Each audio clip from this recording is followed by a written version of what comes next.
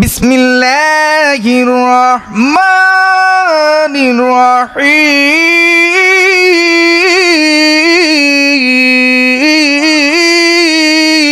আল্লাহু আকবার। আল্লাহ ইন্নাস সালাতা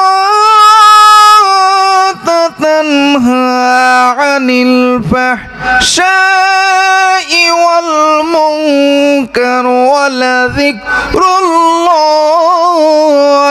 আকবার। আল্লাহু আকবার। অবশ্যই নামাজ খারাপ কাজ থেকে বিরত রাখে। এখন কোন নামাজ পড়েন? সুদ যায় না, ঘুষ যায় না, মিথ্যা যায় না, সিটারি যায় না।